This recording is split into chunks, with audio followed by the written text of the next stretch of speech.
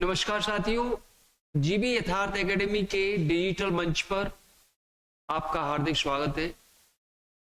साथियों, आधुनिक भारत के इतिहास में आज का अपना टॉपिक है साइमन कमीशन। साइमन कमीशन बनाया गया था 8 नवंबर 1927 को। साइमन कमीशन के पहले अपन ने जो टॉपिक पढ़ा, स्वराज पार्टी। स्वराज पार्टी की स्थापना 1 जनवरी 1923 को हुई थी। इसके संस्थापक कौन थे? CR दास। और स्वराज पार्टी के सचिव मोतीलाल नेहरू। स्वराज पार्टी का उद्देश्य क्या था? चुनावों में भाग लेकर अपने प्रतिनिधि सरकार में शामिल करना और सरकार द्वारा पारित गलत कानूनों का विरोध करना। सरकार के गलत कानूनों को, भारत की जनता के विरोधी कानूनों को जनता तक पहुंचाना और जनता में असहयोग की भावना पैदा करना, राष्ट्रीय चेतना की भावना पैदा करना, जिससे ब्रिटिश सरकार के खिलाफ भारत की जनता में एक आक्रोश फैले। तो साथियों, आज का टॉपिक है साइमन कमीशन। साइमन कमीशन 8 नवंबर 1927 को ब्रिटिश सरकार द्वारा बनाकर भेजा गया था। जैसा कि क्वेश्चन पूछ लेता है कि भाई 1927 में साइमन कमीशन की स्थापना के समय भारत का गवर्नर जनरल कौन था, भारत सचिव कौन था, या ब्रिटिश सम्राट कौन था, या ब्रिटेन का प्रधानमंत्री कौन था? तो पहले अपन इन पे बात करेंगे। साइमन कमीशन की स्थापना के समय भारत का गवर्नर जनरल, भारत का गवर्नर जनरल या वायसराय,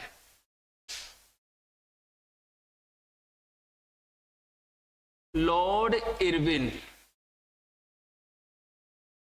लॉर्ड इरविन। और इसका कार्यकाल था 1926 से 1931 तक ये भारत का गवर्नर जनरल रहा था। इस समय भारत सचिव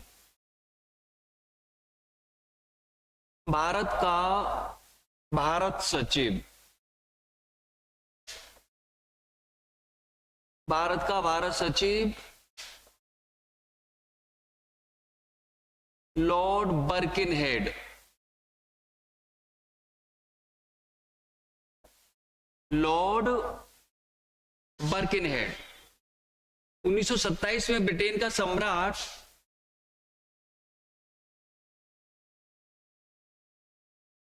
ब्रिटिश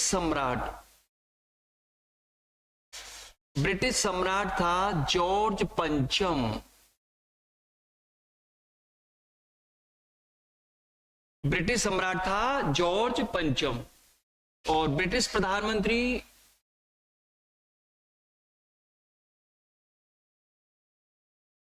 इस समय ब्रिटिश प्राइम मिनिस्टर था स्टैनली बेल्डविन।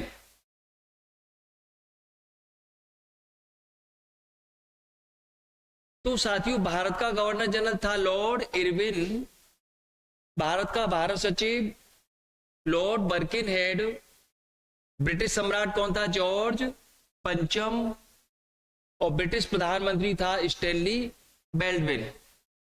साइमन कमीशन का उद्देश्य क्या था? ब्रिटिश सरकार ने ये भारत भेजा था। भारत भेजने के पीछे इसका उद्देश्य क्या था? ब्रिटिश सरकार ने इसे क्यों भेजा था? तो सबसे पहले साइमन कमीशन का उद्देश्य,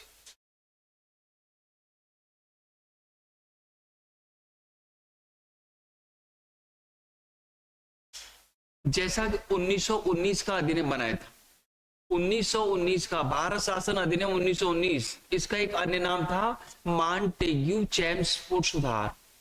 मॉन्टेग्यू चेम्सफोर्ड सुधार में 1919 के अधिनियम में ब्रिटिश सरकार ने भारतीयों के लिए जो प्रस्ताव लागू किए थे, वो प्रस्ताव भारत में किस तरह काम कर रहे हैं, कितने सफल हुए हैं, इस बात की समीक्षा करने के लिए साइमन कमीशन ब्रिटिश सरकार द्वारा बनाया गया था। तो साइमन कमीशन का उद्देश्य क्या है? 1919 के अधिनियम की समीक्षा करना। साइमन कमीशन का उद्देश्य 1919 के अधिनियम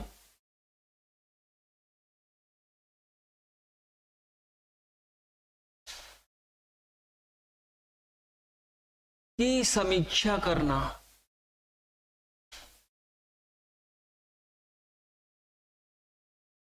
साइमन कमीशन का उद्देश्य 1919 के अधिनियम की समीक्षा करना। जो जो प्रस्ताव ब्रिटिश सरकार द्वारा भारतीयों को लागू किए गए थे, वो किस तरह यहां पर काम कर रहे हैं, कितने सफल हुए हैं। अब बात आती है साइमन कमीशन में कितने सदस्य थे।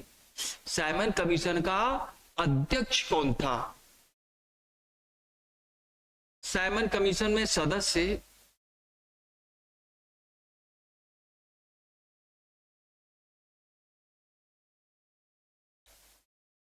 इस कमीशन में सदस्य संख्या कुल कितनी थी? अपन ऐसे कर लेते हैं 1 + 6।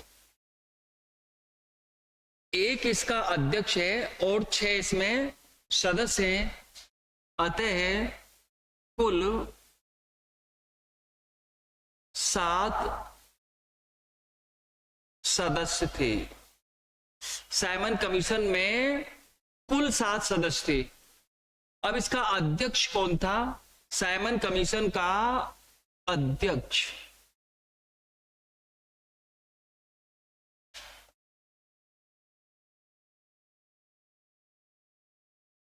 Sir John Simon. Simon commission का अध्यक्ष है सर जॉन साइमन। इसी के नाम पर था साइमन कमीशन। ये ब्रिटेन में लेबर पार्टी का सदस्य था। ये ब्रिटेन में लेबर पार्टी का सदस्य था। सर जॉन साइमन, जैसे ब्रिटेन में 2 राजनीतिक पार्टियां हैं, 2 ही दल हैं, 2 ही राजनीतिक दल हैं ब्रिटेन में, कंजर्वेटिव पार्टी और labour party. Conservative party Bharat का हित नहीं चाहती थी, लेकिन जो लेबर पार्टी भारत का हित चाहती थी। तो साइमन कमीशन का जो अध्यक्ष है सर जॉन साइमन, इसी के नाम पर साइमन कमीशन बनाया गया। इसके अलावा इसमें टोटल सदस्य कितने थे? 7। ये सातों के सातों अंग्रेज थे। जैसा क्वेश्चन आता है, भाई साइमन कमीशन का विरोध भारतीयों ने क्यों किया था? साइमन कमीशन का विरोध भारतीयों ने क्यों किया था?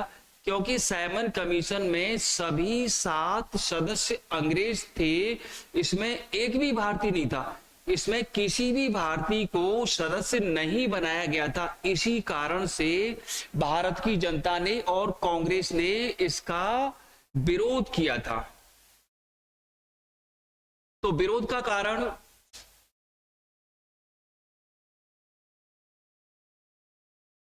भारत की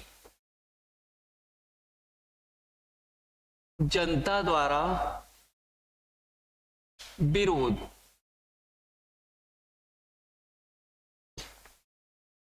का कारण। तो भारत की जनता ने इसका विरोध क्यों किया था? क्योंकि इसमें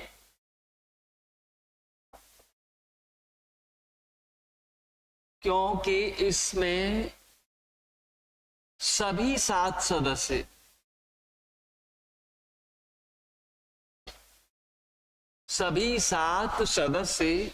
अंग्रेज थे।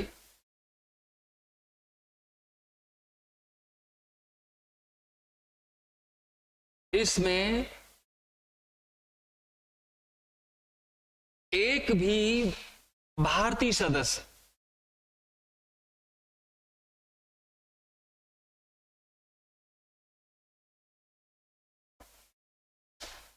ना होने के कारण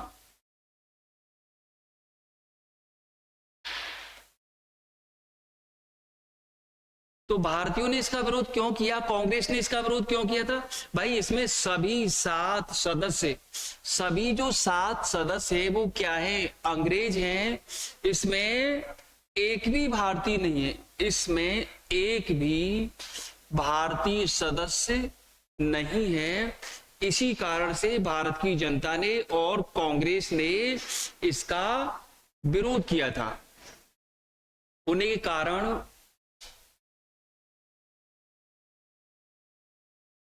इसका विरोध किया।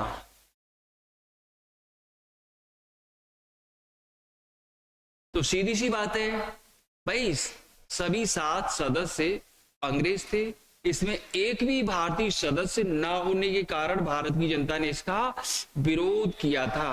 भाई कांग्रेस के नेताओं ने देखा सभी 7 अंग्रेज हैं, ये भारत की जनता क्या हित चाहेगी, भाई क्या भला करेंगे, इसका तो विरोध होना चाहिए। लेकिन भारत की कुछ पार्टियां ऐसी थी जिन्होंने साइमन कमीशन का समर्थन किया था। कुछ पार्टियां ऐसी थी जिन्होंने साइमन कमीशन का समर्थन किया था। तो वो कौन कौन सी पार्टियां थी जिन्होंने साइमन कमीशन का समर्थन किया था?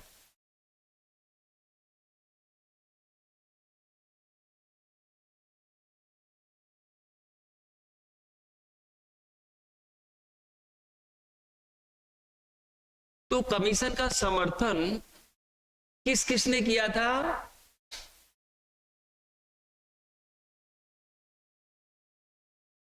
पंजाब की यूनियनिस्ट पार्टी, पंजाब की यूनियनिस्ट पार्टी, मद्रास की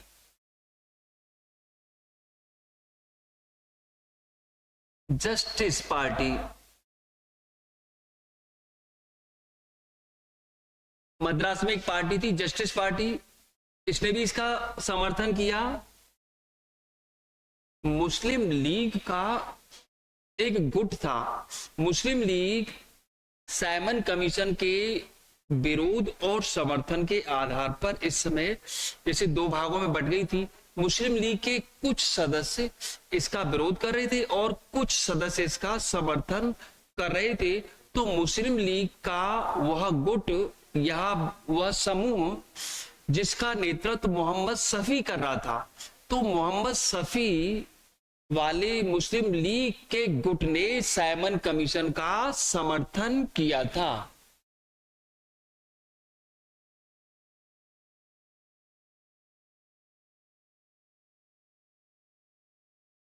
मुस्लिम लीग के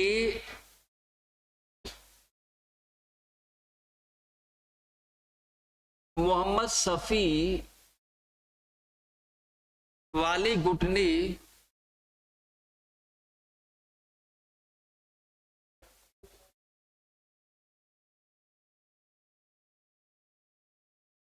कमीशन का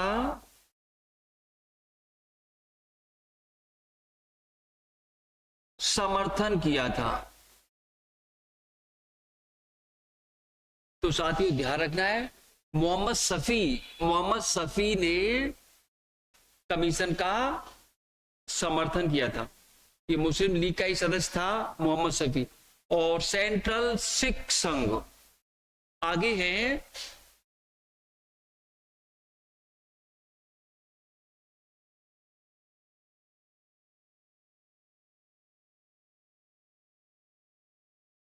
सिख संघ ने भी इसका समर्थन किया था।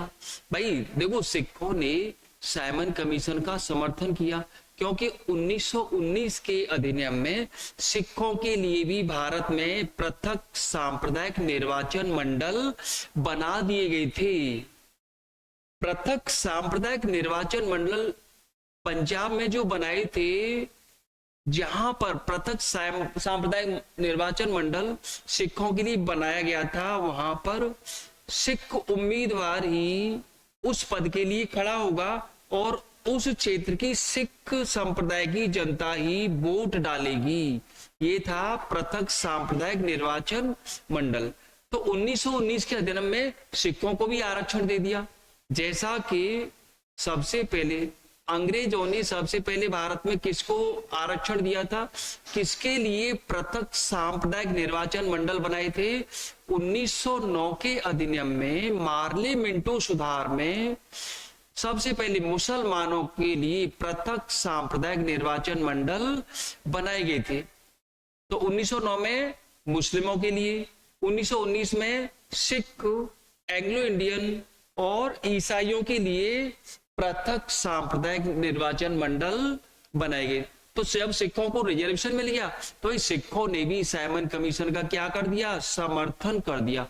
और इसी में आगे है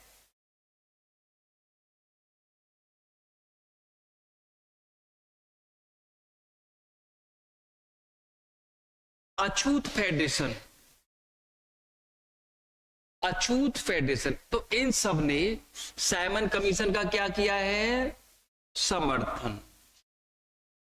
पंजाब में यूनियनिस्ट पार्टी है, मद्रास की जस्टिस पार्टी है, मुस्लिम लीग का वह गुट जिसका नेतृत्व मोहम्मद शफी कर रहा था, इसने भी समर्थन किया, सिखों ने समर्थन किया और अछूत फेडरेशन ने भी इस कमीशन का समर्थन किया था। अच्छा, इसमें जो 7 ही सदस्य रखे थे, तो ब्रिटिश सरकार ने इसके पीछे भारतीयों से क्या कहा था? भाई, इसमें जो 7 सदस्य बनाए गए हैं या इसमें भारतीयों को शामिल नहीं किया गया है, इसके पीछे मुख्य बात यह है, भाई भारत में बहुत सारे राजनीतिक दल हैं। अगर प्रत्येक राजनीतिक दल से एक सदस्य लिया जाएगा तो इसमें सदस्यों की संख्या अधिक हो जाएगी। इसीलिए इस कमीशन में भारतीयों को शामिल नहीं किया गया है।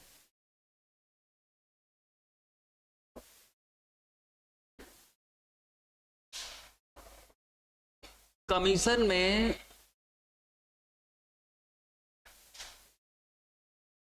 भारतीयों को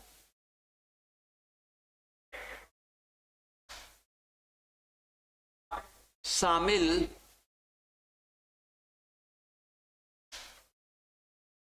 इसलिए नहीं किया गया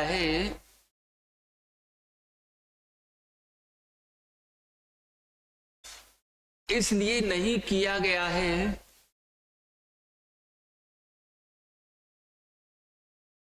क्योंकि भारत में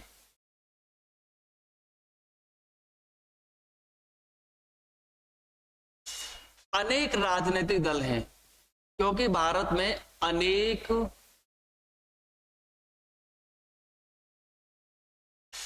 राजनीतिक दल हैं। यदि प्रत्येक दल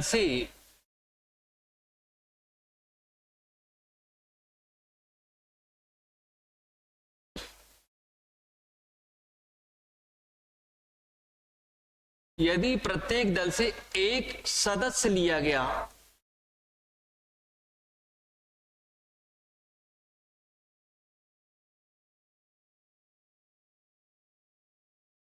तो इसमें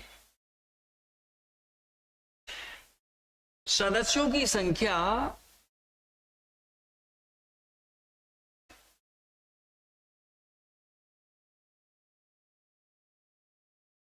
अधिक हो जाएगी।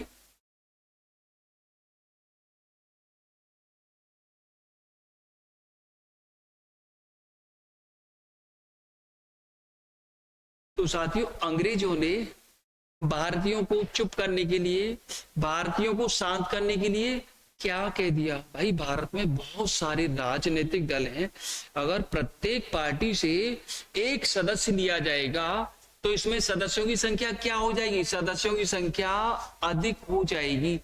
इसीलिए इसमें भारतीयों को शामिल नहीं किया गया था। अब भारतीयों ने देखा, भाई इस कमीशन का तो विरोध होना चाहिए।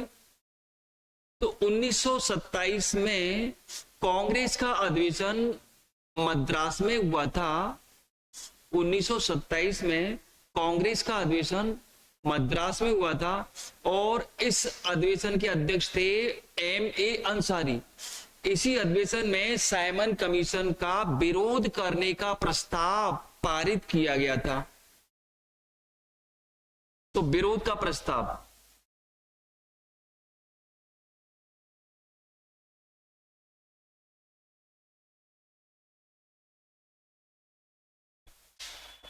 उन्नीस सौ सत्ताईस में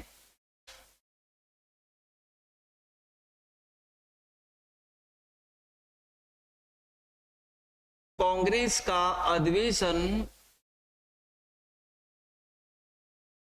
कहां पर हुआ है? मद्रास में।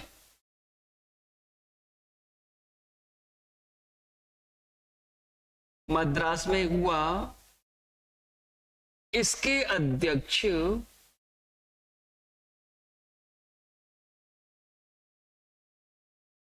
इसके अध्यक्ष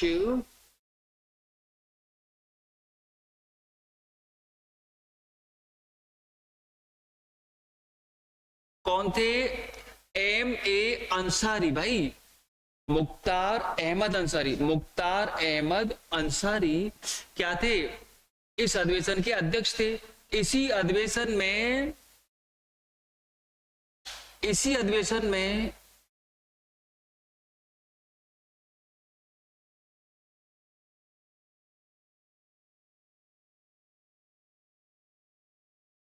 विरोध का प्रस्ताव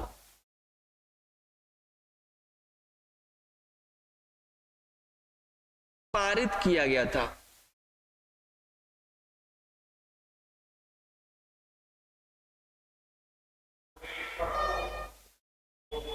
तो साथियों ध्यान रखना, 1927 में कांग्रेस का अधिवेशन कहां पर हुआ है? मद्रास में हुआ है। इस अधिवेशन के अध्यक्ष कौन है? M.A. अंसारी। इस अधिवेशन में कौन सा प्रस्ताव पारित किया गया है? साइमन कमीशन का विरोध करने का प्रस्ताव इस अधिवेशन में पारित किया गया है। भाई इस कमीशन का तो विरोध किया जाएगा। अब जैसे ये कमीशन, देखो ये कमीशन भारत कब आया था? ये जो 7 सदस्य थे भारत कब आए थे? 3 फरवरी 1928 को 3 फरवरी 1928 को ये जो 7 लोग थे भारत आए। कहां पर आए थे सबसे पहले?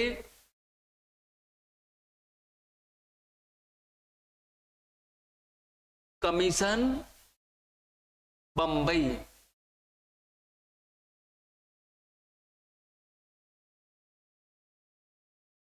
तो साइमन कमीशन भारत में कब आया? 3 फरवरी 1928 को कमीशन कहां पर पहुंचा है? बंबई आया। कांग्रेस के नेता पहले से ही तैयार थे, भाई इसका तो विरोध करना है। जैसे ये 7 लोग बंबई पहुंचे, इनका विरोध किया गया, काले झंडे दिखाए गए, साइमन गो बैक, साइमन वापस जाओ के नारे लगाए गए।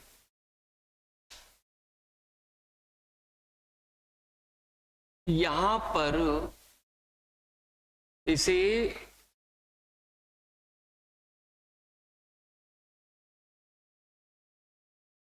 काले झंडे दिखाए गए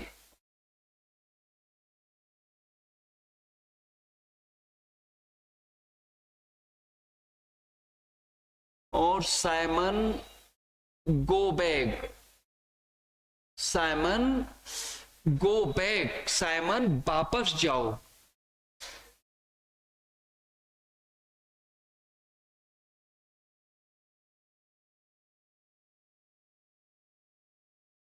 साइमन वापस जाओ। साइमन वापस जाओ।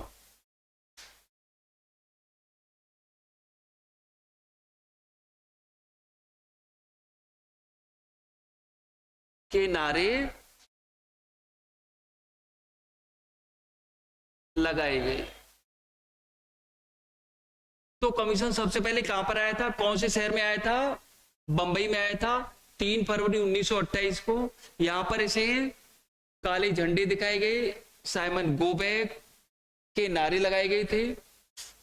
अच्छा, साइमन कमीशन का विरोध भारत के किस राज्य में और किस शहर में सबसे ज्यादा हुआ था? साथियों, मैंने आपको इस टॉपिक के पहले एक टॉपिक बताया था, जलियांवाला बाग का हत्याकांड, और उसके पहले रॉलेट एक्ट। रॉलेट एक्ट बहुत खराब कानून था। रॉलेट एक्ट का विरोध सबसे ज्यादा कहां पर हुआ था? पंजाब में हुआ था, और पंजाब के अमृतसर शहर में हुआ था, और अमृतसर में ही जलियांवाला बाग का हत्याकांड हुआ था। तो रॉलेट एक्ट का विरोध सबसे ज्यादा पंजाब में हुआ था। अब साइमन कमीशन का विरोध भी सबसे ज्यादा पंजाब में ही हुआ था, और पंजाब के कौन से शहर में हुआ था? लाहौर में हुआ था। और लाहौर में इसका विरोध करने वाले नेता कौन थे? लाला लाजपत राय। जब लाला लाजपत राय ने साइमन कमीशन का विरोध किया, तो लाहौर का पुलिस अधिकारी था सैंडर्स। सैंडर्स ने लाला लाजपत राय पर जबरदस्त लाठियां चलवाई थी। उस लाठियों की चोट के कारण लाला लाजपत राय के सिर में गंभीर चोट आई थी। इस कारण वो गंभीर रूप से घायल हो गए, और 17 नवंबर 1928 को लाला लाजपत राय की मृत्यु हो गई थी। तो लाला लाजपत राय पर लाठियां किसने चलवाई? सैंडर्स ने। लेकिन सैंडर्स को किसने मारा था? भगत सिंह ने। तो आगे है साइमन कमीशन का सर्वाधिक विरोध।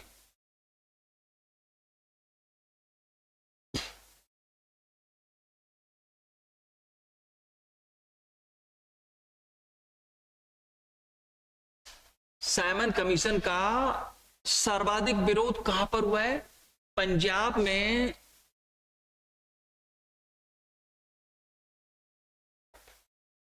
लाहौर में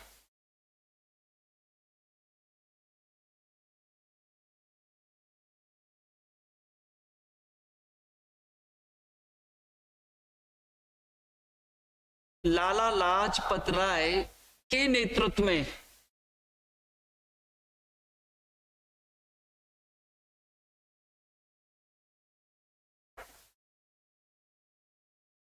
इसका विरोध किया गया।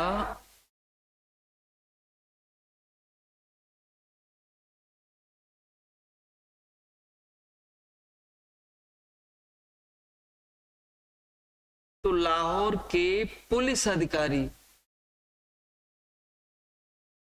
लाहौर के पुलिस अधिकारी सैंडर्स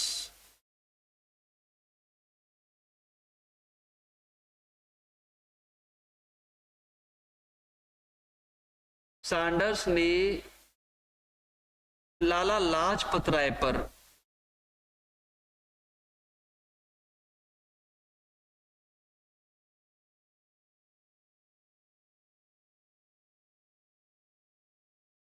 क्या चलवाई थी? लाठियां चलवाई।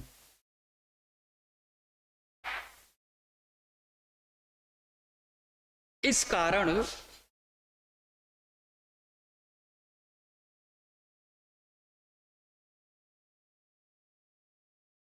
लाला लाजपत राय क्या हो गए? गंभीर रूप से घायल हो गए। इस कारण घायल होने पर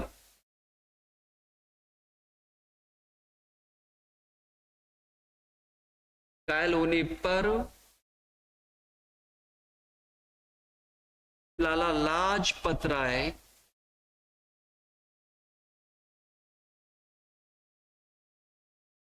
की 17 नवंबर 1928 को लाला लाजपत राय की मृत्यु कब हुई है? 17 नवंबर 1928 को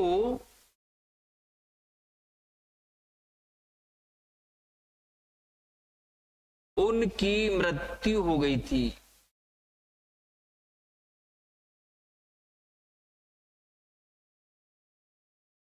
सीधा सीधा क्वेश्चन पूछ लेता है भाई, साइमन कमीशन का विरोध करते हुए कांग्रेस के किस नेता की मृत्यु हुई थी? लाला लाजपत राय की मृत्यु हुई थी। 17 नवंबर 1928 को उनकी मृत्यु हो गई थी। लेकिन भगत सिंह चुप नहीं बैठे। पंजाब के क्रांतिकारी भगत सिंह चुप नहीं बैठे। भाई सैंडर्स को तो सबक सिखाना ही पड़ेगा।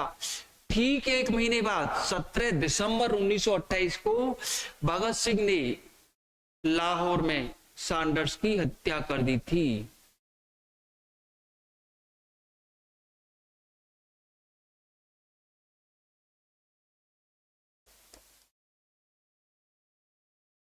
पंजाब के क्रांतिकारी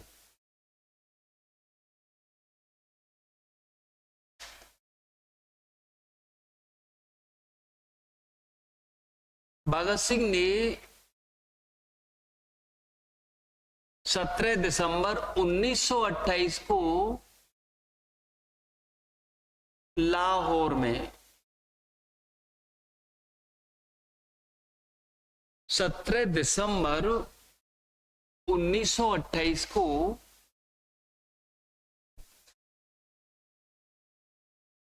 लाहौर में सैंडर्स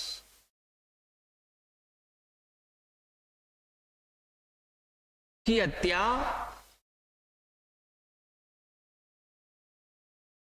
कर दी थी। तो सैंडर्स को किसने मारा? भगत सिंह ने। कब मारा? 17 दिसंबर 1928, ठीक एक महीने बाद लाहौर में उसकी हत्या कर दी। और इस केस का नाम पड़ गया था लाहौर षड्यंत्र केस। इस केस का नाम पड़ा लाहौर षड्यंत्र केस।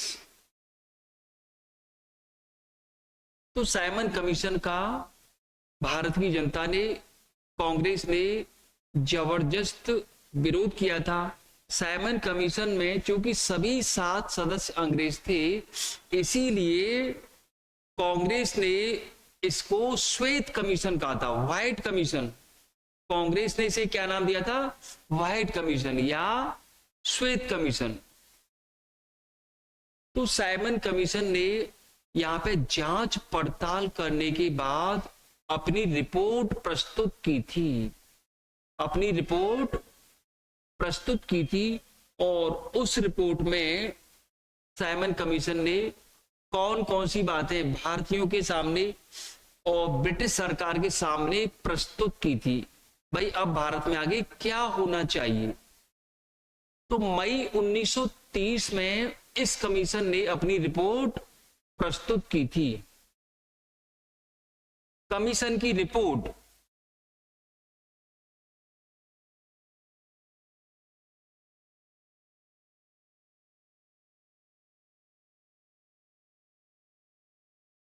मई 1930 में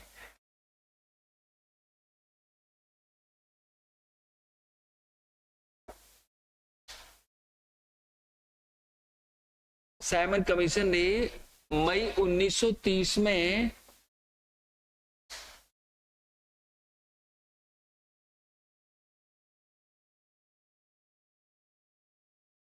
अपनी रिपोर्ट प्रस्तुत की।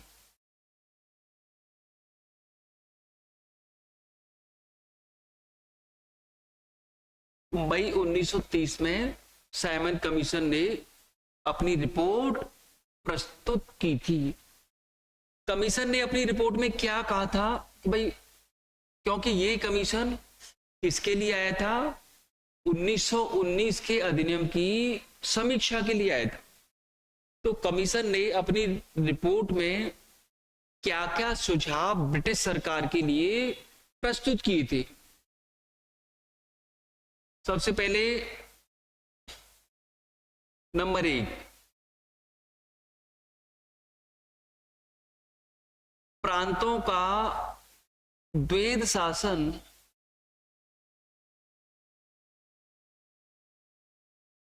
समाप्त करके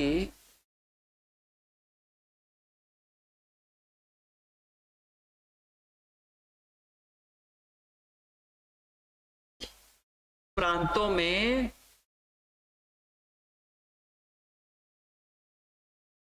उत्तरदायी शासन की स्थापना की जाए। उत्तरदायी शासन की स्थापना की जाए।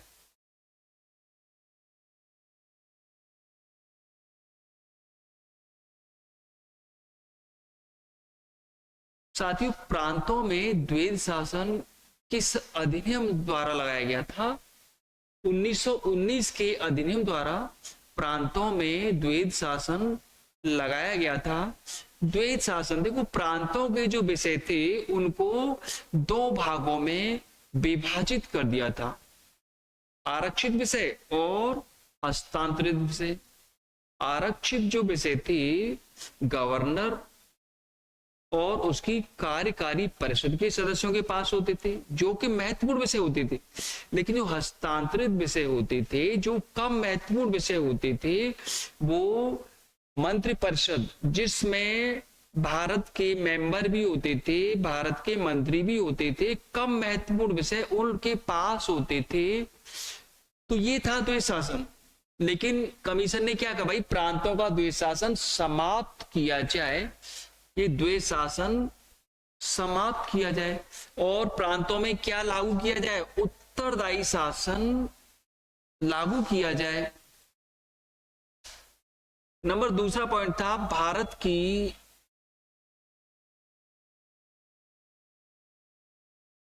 10 से 15% जनसंख्या, भारत की 10 से 15% जनसंख्या को मताधिकार दिया जाए। देखो, संपूर्ण भारत की जनता को वोट डालने का अधिकार नहीं था उस समय। बहुत कम जनता को यह अधिकार, बहुत बड़ी मतलब जमींदार, जो संपत्ति वाले, उद्योगपति, जिनका समाज में बहुत ऊंचा लेवल था, बहुत बड़ा सम्मानित व्यक्ति, ऐसे लोगों को ही मतदान का अधिकार था।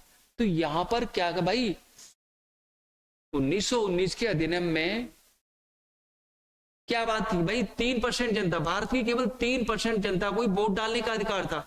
लेकिन यहां पर क्या कहा है भाई, कम से कम 10 से 15% जनसंख्या को वोट डालने का अधिकार, भाई वोटिंग का अधिकार कुछ बढ़ाओ। तो मताधिकार का प्रतिशत यहां पर बढ़ाया गया था। नंबर तीसरा पॉइंट था इसमें, बर्मा को भारत से अलग किया जाए।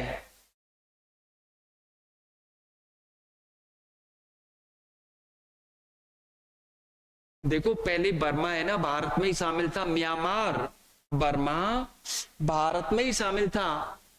तो कमीशन ने क्या कहा है भाई, बर्मा को भारत से अलग किया जाए, इसका प्रशासन आसानी से नहीं चलाया जा सकता, इसलिए इसको हम अलग कर देंगे तो इसका प्रशासन आसानी से चलाया जा सकता है।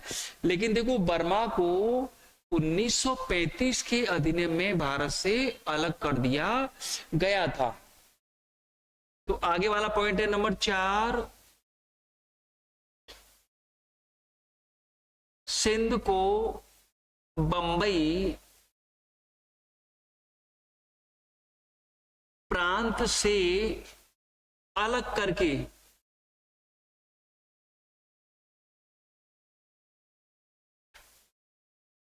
पृथक प्रांत बनाया जाए।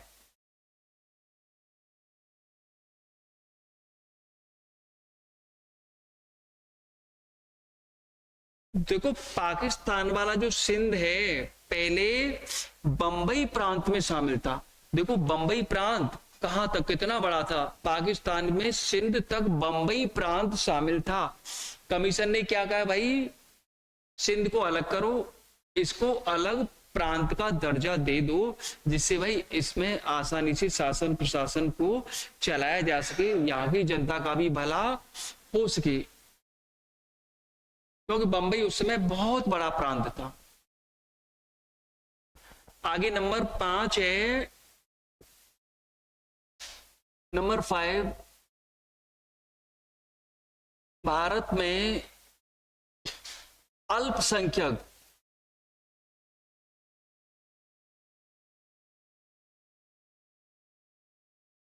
जातियों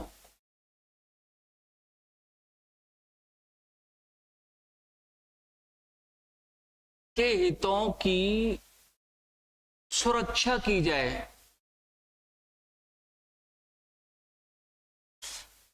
अल्पसंख्यक जातियों के हितों की सुरक्षा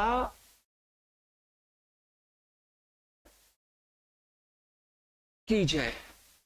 भाई भारत में अल्पसंख्यक कौन कौन से?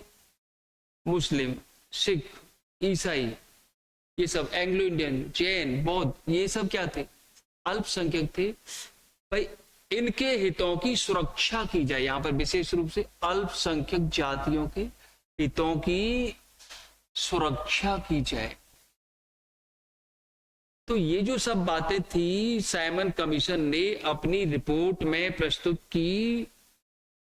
साइमन कमीशन की जो रिपोर्ट आई थी, इस रिपोर्ट को भारत के एक नेता थे शिव स्वामी अय्यर, इन्होंने क्या, अरे भाई बेकार के प्रस्ताव है भाई, ये जो इसने जो रिपोर्ट प्रस्तुत की है ये तो भाई बेकार की बात है, ये तो रद्दी की टोकरी में फेंकने लायक है भाई। तो शिव स्वामी अय्यर ने कमीशन की रिपोर्ट को क्या नाम दिया था? रद्दी की टोकरी में फेंकने लायक। तो यहां पर अपन नोट डाल के लिख लेंगे,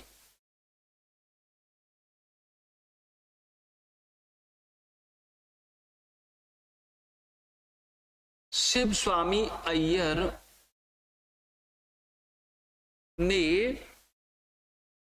इस रिपोर्ट को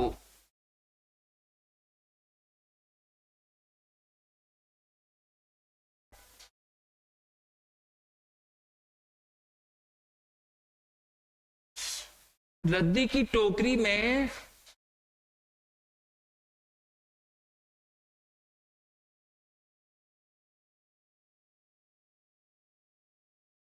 फेंकने लायक बताया था। तो आपको ध्यान रखना है कौन है? शिव स्वामी अय्यर। इन्होंने क्या कहा है भाई, कमीशन ने जो रिपोर्ट प्रस्तुत की है ये कैसी है भाई? ये तो बेकार है, ये तो रद्दी की टोकरी में फेंकने लायक है भाई, ये तो रद्दी की टोकरी में फेंकने लायक है, बेकार की बातें हैं, अंग्रेज भारत का भला नहीं कर सकते। तो साइमन कमीशन का बहुत ज्यादा विरोध हुआ था, कांग्रेस ने, भारतीय जनता ने, सबने इसका विरोध किया।